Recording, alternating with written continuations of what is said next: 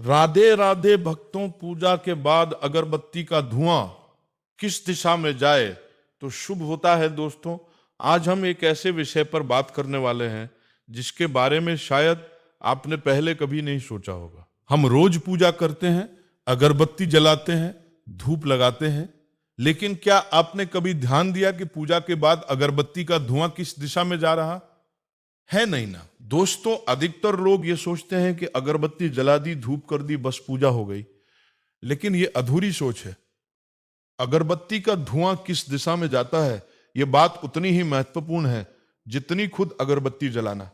और अगर धुआं गलत दिशा में जा रहा है तो आपकी पूजा का पूरा फल आपको नहीं मिल रहा, बल्कि कुछ मामलों में तो ये नुकसानदायक भी हो सकता है।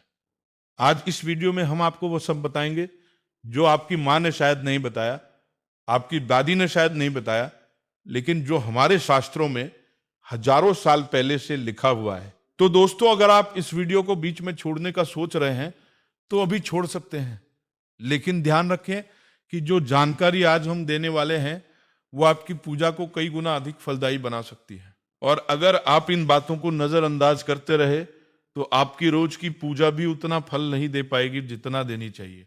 तो आइए शुरू करते हैं और सबसे पहले ये समझते हैं कि अगरबत्ती का धुआं आखिर इतना महत्वपूर्ण क्यों है।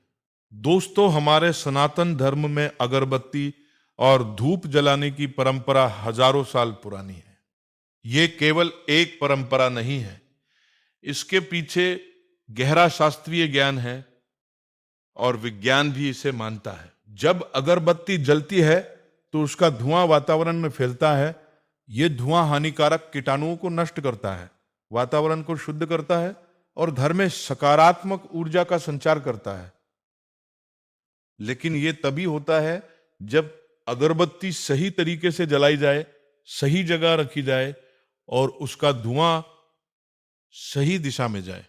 अब यह बात समझिए कि हमारे शास्त्रों में दिशाओं का बहुत महत्व बताया गया है। हर दिशा एक देवता से जुड़ी है, एक ऊर्जा से जुड़ी है। पूर्व दिशा सूर्य देव की है, यह दिशा नई शुरुआत, ऊर्जा और जीवन का प्रतीक है। उत्तर दिशा कुबेर देव की है, यह दिशा धन, समृद्धि और वैभव का प्रतीक है। ईशान कोण यानी उत्तर पूर्व दिशा भगवान शिव और देवताओं की दिशा मानी जाती है, यह सबसे पवित्र दिशा है। दक्षिण दिशा यमराज की दिशा है, यह दिशा मृत्यु और पितरों से जुड़ी है। पश्चिम दिशा वरुण देव की है और दक्षिण पश्चिम यानी नैऋत्य कोण राक्षसों और नकारात्मक शक्तियों की दिशा मानी जाती है। तो जब अगरबत्ती का धुआं किसी दिशा में जाता है तो वो उस दिशा की ऊर्जा को सक्रिय करता है।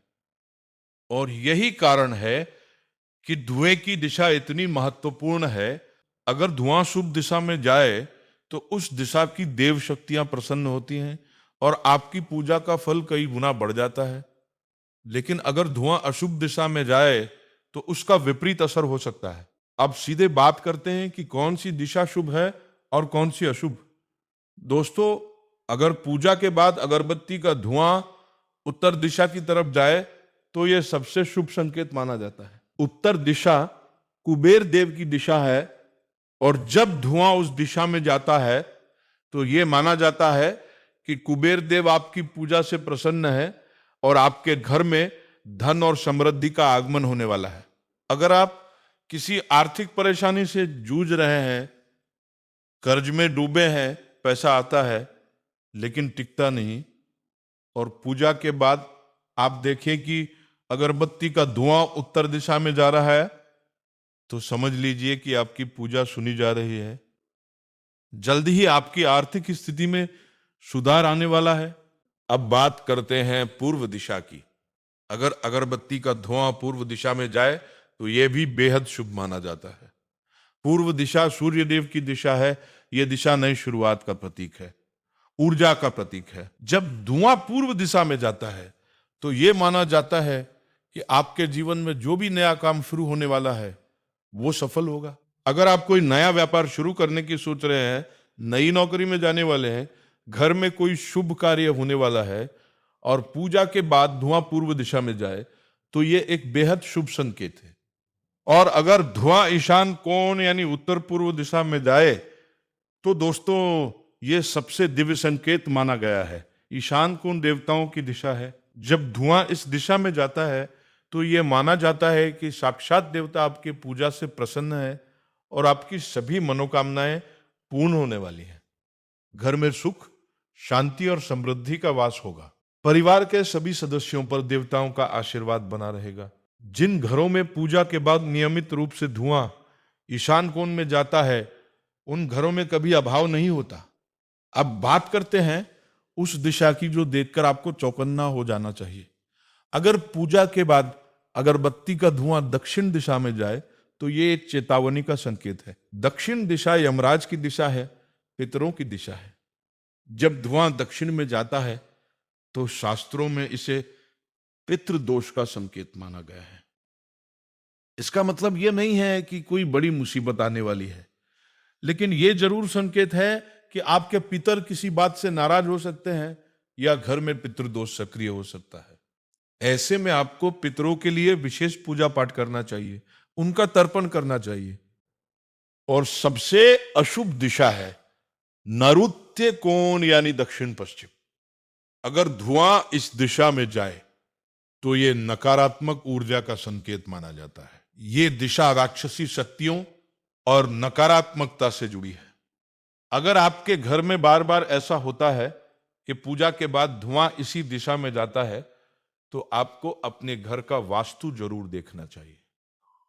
घर में कोई वास्तु दोष हो सकता है जिसे ठीक करना जरूरी है। अब दोस्तों एक बहुत जरूरी बात जो आपको समझनी चाहिए, धुएं की दिशा पूरी तरह से हवा पर भी निर्भर करती है। अगर कमरे में खिड़की खुली है, पंखा चल रहा है या कोई और हवा का स्रोत है तो धुआं उसी दिशा में जाएगा जहां हवा जा रही है। इसलिए जब आप पूजा करें तो कोशिश करें कि कमरे में हवा का बहाव कम से कम हो। पंखा बंद कर ले, खिड़कियां बंद कर ले, ताकि अगरबत्ती का धुआं अपनी स्वाभाविक गति से जाए। जब कोई बाहरी हवा ना हो और धुआं किसी दिशा में जाए तो उसका संकेत ज्यादा सटीक और प्रामाणिक माना जाता है। अब एक और बेहद महत्वपूर्ण बात, पूजा में अगरबत्ती कहाँ रखनी चाहिए? दोस्तों ये सवाल भी उतना ही जरूरी है। बहुत से लोग अगरबत्ती को भगवान की मूर्ति के बिल्कुल सामने रखते हैं, लेकिन यह सही नहीं है। अगरबत्ती का धुआं सीधे मूर्ति पर नहीं जाना चाहिए। मूर्ति पर धुआं जाने से मूर्ति काली पड़ जाती है और यह भगवान का अपमान माना जाता है। अगरबत्ती को हमेशा मूर्ति के दाईं या बाईं तरफ थोड़ा हटाकर रखें ताकि धुआं मूर्ति पर न जाए बल्कि ऊपर की ओर या किसी और दिशा में जाए। इसके अलावा अगरबत्ती किस धातु के स्टैंड में लगाएं यह भी जानना जरूरी है। तांबे या पीतल के अगरबत्ती स्टैंड सबसे शुभ माने जाते हैं। प्लास्टिक के स्टैंड बिल्कुल नहीं इस्तेमाल करने चाहिए। प्लास्टिक एक अशुद्ध पदार्थ है और पूजा में इसका उपयोग पूजा की पवित्रता को कम करता है। अब बात करते हैं अगरबत्ती के प्रकार की। दोस्तों बाजार में इन दिनों हजारों तरह की अगरबत्तियां मिलती हैं, तरह तरह की खुशबू वाली, रंग बिरंगी, महंगी, सस्ती। लेकिन क्या हर अगरबत्ती पूजा में इस्तेमाल करना सही है? नहीं दोस्तों। जो अगरबत्तियां रासायनिक खुशबू से बनी होती है, जिनमें कृत्रिम सुगंध डाली जाती है, वे पूजा के लिए उचित नहीं है। पूजा में प्राकृतिक सामग्री से बनी अगरबत्तियां ही इस्तेमाल करनी चाहिए। चंदन की अगरबत्ती, गुलाब की, केवड़े की, लोबान की, ये सभी प्राकृतिक है और पूजा के लिए बेहद उत्तम मानी जाती है।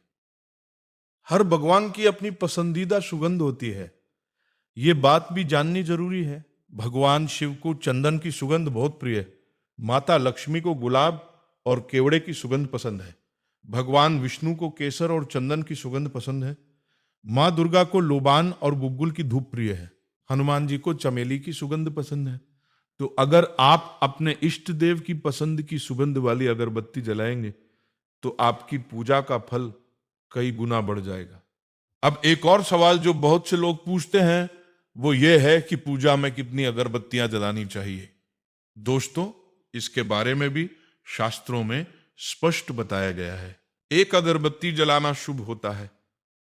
3 अगरबत्तियां जलाना त्रिदेव यानी ब्रह्मा, विष्णु और महेश का प्रतीक है और ये बहुत शुभ माना जाता है। 5 अगरबत्तियां पंचदेव का प्रतीक है और 11 अगरबत्तियां जलाना विशेष पूजा और अनुष्ठान में किया जाता है। लेकिन दोस्तों, 2 अगरबत्तियां कभी नहीं जलानी चाहिए। 2 की संख्या जोड़े का प्रतीक है और किसी एक देव के सामने 2 अगरबत्तियां जलाना अशुभ माना जाता है। इसके अलावा टूटी हुई अगरबत्ती कभी नहीं जलानी चाहिए।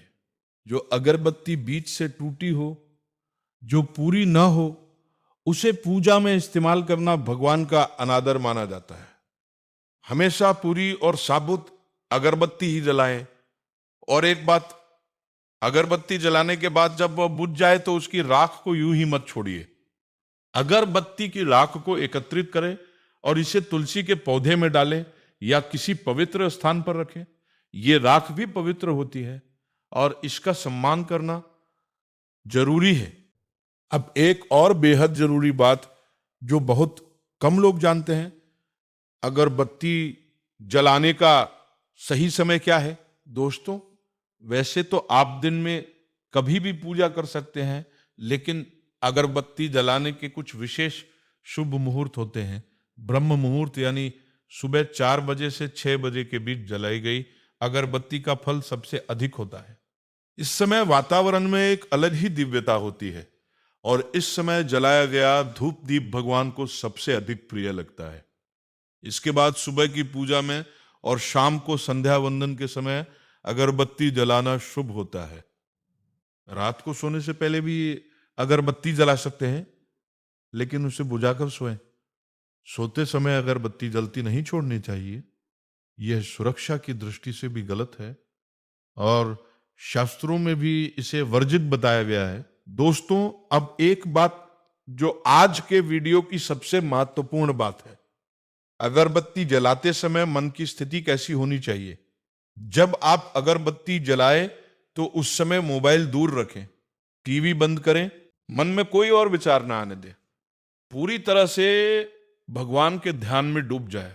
अगरबत्ती जलाते समय मन में यह भाव रखें कि जिस तरह यह अगरबत्ती जलकर खुद को समाप्त करती है और अपनी सुगंध चारों दिशाओं में फैलाती है, उसी तरह मैं भी अपने अहंकार को जलाकर भगवान की भक्ति में समर्पित हो जाऊं।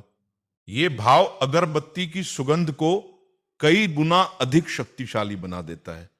और जब अगरबत्ती जल रही हो तो उसके धुएं की दिशा देखें, ध्यान से देखें। अगर धुआं सीधे ऊपर जाए तो यह भी एक शुभ संकेत है। इसका मतलब है कि आपकी प्रार्थना सीधे भगवान तक पहुंच रही है, आपकी पूजा में कोई व्यवधान नहीं है। लेकिन अगर धुआं इधर उधर भटकता रहे, एक दिशा में टिके नहीं, तो इसका मतलब है कि मन में एकाग्रता की जरूरत है। पूजा में मन लगाएं, ध्यान को बिखरने न दें। दोस्तों, ये सारी बातें सुनने में छोटी लगती है, लेकिन इनका असर बहुत गहरा होता है। हमारे पूर्वजों ने ये नियम बिना सोचे समझे नहीं बनाए थे। इनके पीछे शास्त्रों का गहरा ज्ञान है, सदियों की साधना है और अनगिनत लोगों का अनुभव है। जो लोग इन नियमों का पालन करते हैं, उनकी पूजा का फल 100 गुना बढ़ जाता है। जो लोग नहीं करते, वे पूजा तो करते हैं लेकिन पूरा फल नहीं मिल पाता। तो आज से ही जब भी पूजा करें तो इन बातों का ध्यान रखें। सही अगरबत्ती चुनें, सही जगह रखें और पूजा के बाद देखें कि धुआं किस दिशा में जा रहा है। और सबसे महत्वपूर्ण, पूरे मन और श्रद्धा के साथ पूजा करें। भगवान भाव के भूखे हैं, आडंबर के नहीं। दोस्तों, आज की जानकारी आपको कैसी लगी, कृपया कमेंट करके हमें जरूर बताएं। और अगर आपके मन में इस विषय से जुड़ा कोई सवाल है तो वो भी कमेंट में लिखें, हम उसका जवाब जरूर देंगे। अगर आप माता लक्ष्मी का सम्मान करते हैं तो इस वीडियो को एक लाइक जरूर करें और ये वीडियो उन सभी लोगों के साथ शेयर करें जो रोज पूजा करते हैं, ताकि उनकी पूजा भी पूर्ण फल दे सके। और हमारे चैनल भक्ति विजडम सब्सक्राइब करके कमेंट में जय माता लक्ष्मी जरूर लिखें। धन्यवाद।